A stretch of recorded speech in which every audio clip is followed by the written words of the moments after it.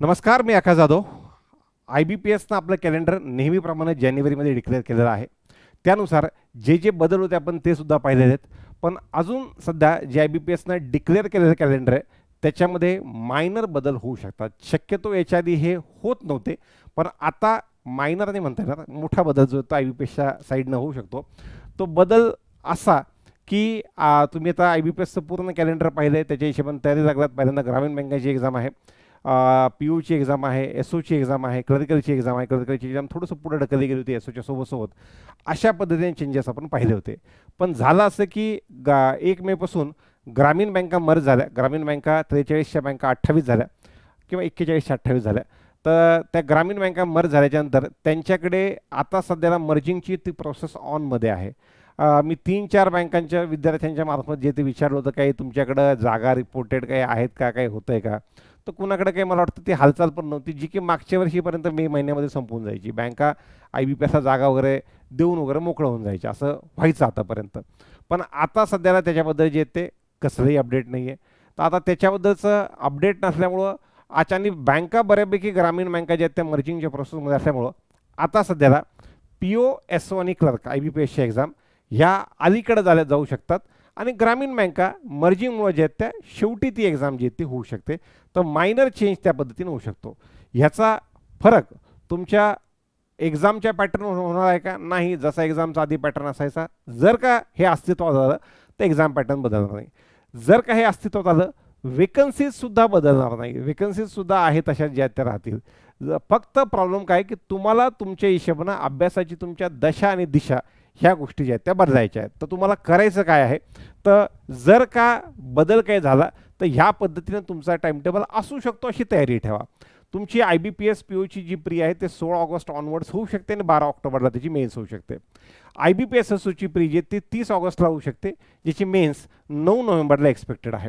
त्यानंतर 8 November onwards RRB POची pre आणि 28 डिसेंबरला RRB POची मेन्स आणि स्केल 2 स्केल 3च्या एक्झाम ज्या आहेत त्या वेगवेगळ्या शिफ्टमध्ये अपेक्षित आहेत. त्यानंतर 7 डिसेंबरपासून पुढे RRB क्लरिकलची प्री आणि 1 फेब्रुवारीला RRB POची RRB असिस्टंटची मेन्स ह्या पद्धतीने अपेक्षित आहे. 4 ऑक्टोबरला IBPS क्लरिकलची 4 ऑक्टोबरपासून पुढे IBPS क्लरिकलची प्री आणि 29 नोव्हेंबरला IBPS क्लरिकलची मेन्स, अशा पद्धतीने टाइमटेबल जे तो अपेक्षित आहे. सर, ह्याचा इम्पॅक्ट काय होईल? सगळ्यात महत्त्वाचं, जे लोक ग्रामीण बँकेची वगैरे तयारी करतात त्यांना बऱ्यापैकी जे ते शेवटी ग्रामीण बँकेची एक्झाम जे आहेत ते शेवटी चालले जातील आणि IBPSच्या आपल्या ज्या एक्झाम ज्या शेवटी असायच्या त्या आधी येऊ शकतात. सर, पासिंग डेटचा कट ऑफ डेट काय असू शकतो? तर बघा, आतापर्यंत 1 जूनला ॲड यायची आणि 21 जून लास्ट डेट असायची. मागच्या वर्षी थोडंसं 3 की 4 जूनला लोकसभेचे निकाल असल्यामुळं 5-6 तारखेला ॲड आली. पुढचे 20 दिवस म्हणजे 25-30 तारखे तरी त्याची ॲप्लिकेशनची लास्ट डेट असते, तर तेव्हा त्याची कट ऑफ डेट असते ग्रॅज्युएशनची. तर आता एक्झाम 16 ऑगस्टला आहे. आता ॲड 1 जूनला येईल की 1 जुलैला येईल हे पण पाहावं लागेल. IBPSमध्ये ती कॅपॅसिटी की आहे की 1 जुलैला ॲड काढतील आणि एक्झाम पण घेऊन टाकतील. तुम्ही बघितलं असेल, 14 मे ॲप्लिकेशनची लास्ट डेट आहे महाटेटची, 14 मे लास्ट डेट आणि 24 मेला परीक्षा आहे. मधल्या काळात मुलांची ॲप्लिकेशन घेतील पण, प्रोसेस पण करतील, हॉल तिकीट जनरेट करतील, देऊन टाकतील पोरांना आणि 10 दिवसात एक्झाम पण घेऊ शकतील. तर जर का एक ॲड जेवढी लेट आली तेवढी चांगली, कारण की त्याच्यामध्ये फ्रेशरवाले मुलं जे ते अकोमोडेट होऊन जातील. तर ती 1 जूनला येऊ शकते, 1 जुलैला येऊ शकते समजा, आणि किंवा मध्ये पण येऊ शकते, 15 जून असं कधी येऊ शकते. पण लेट ॲड अपेक्षित आहे, कारण की लवकर आली असती तर आपण जुलै एंडच्या तारखासुद्धा ह्या एक्झामसाठी ज्या त्या भेटल्या असत्या.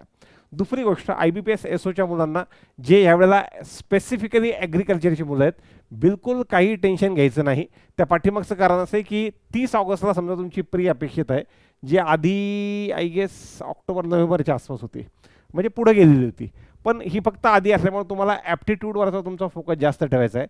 मागच्या वर्षी तुम्ही पाहिलं होतं. आणि तुम्ही BA आहात, तुम्ही BSc आहात, तुम्ही BCom आहात, तुम्ही इंजिनिअरिंग आहात, तुम्ही कोणत्याही फील्डचं ग्रॅज्युएशन झालेलं आहात, आपल्या क्लासमेटला आता ग्रॅज्युएशनच्या निकालाची वाट बघायला लावू नका. त्यांना लवकरात लवकर बोलून घ्या आणि लवकरात लवकर तयारी स्टार्ट करा, कारण की ह्यावाल्या एक्झाम ज्या आहेत ते 1, 2, 3 ह्या एक्झाम हातातून ज्या आहेत त्या जायला नको. बाकी ग्रामीण बँकेच्या एक्झामला वेळ लागू शकतो.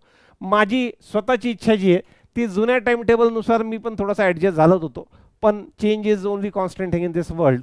तर ह्या पद्धतीने जर झालं तर असे चेंजेस होऊ शकतात. त्याचा 0 इम्पॅक्ट वेकन्सीजवर मी आता तुम्हाला सांगितलं, जर का झालं तर आणि मागच्या काही दिवसापासून तुम्ही पाहत असाल काही जेन्युइन एफर्ट्स आपले चालू आहेत ज्या महाराष्ट्र सेंट्रिक बँक आहेत, जसं की bank of Maharashtra, bank of Baroda, bank of India, central bank of India, union bank of India, आणि ज्यांचं महाराष्ट्रातल्या ब्रँचेसचं नेटवर्क जे आहेत ते 20% पासून 80% आहेत. मी सगळं ते करून बसलो सध्याला की बँक ऑफ बडोदाच्या 9,500 शाखांपैकी किती शाखा महाराष्ट्रात आहेत. त्याच्यानंतर बऱ्यापैकी बँका ज्या आहेत त्या ज्या बँकांच्या शाखा लोकसंख्येवर आपण 10-12% पडतो भारताच्या, तर ज्यांच्या 15% ते 80% शाखा, जसं की बँक ऑफ महाराष्ट्राच्या वगैरे आपण पाहिलं तर ह्या बँकांमध्ये जर LBO आलं तर तुम्हा लोकांना तुमच्याच राज्यामध्ये राहता येईल आणि तुमच्या राज्यामध्ये राहून तुम्हाला प्रमोशनसुद्धा घेता येईल. तर एक मोठं काम त्यानं होईल. तर ह्या ॲडव्हर्टिजमेंटसोबत जर का अचानक तुम्हाला LBOची सुद्धा जाहिरात पाहायला मिळाली तर एकदम नवल वाटून घेऊ नका. शक्यता कमी आहे, पण आज ना उद्या जे आहेत ना ते LBOबद्दल काही ना काही नवीन गोष्टी ज्या आहेत त्या पुढे होत राहतील. तर हे साधारणतः हे मायनर चेंजेस डोक्यात पकडा आणि तुमचं जे प्रिपरेशन आहे ह्या पद्धतीनं सध्याला चालू ठेवा. हीच माहिती या व्हिडिओच्या माध्यमातून मला तुमच्यापर्यंत पोहोचवायची होती. बाकी जास्त टेन्शन न घेता आपला अभ्यास आहे तास चालू द्या.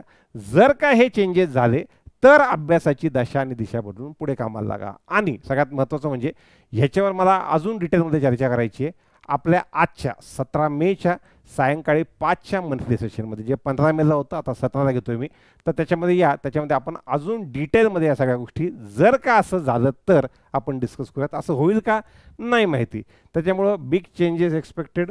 बाकी मी एक क्वेश्चन मार्क दिलेला आहे तर त्या पद्धतीनं. तर त्यामुळं नाही झालं वेल अँड गुड, झालं तर आपण त्याला ॲडजस्टमेंट करून आपल्या हिशोबानं आपल्याला आपली तयारी जी ती स्टार्ट करायची. तर बस एवढीच माहिती मला या व्हिडिओच्या निमित्तानं तुमच्यापर्यंत पोहोचवायची होती. धन्यवाद.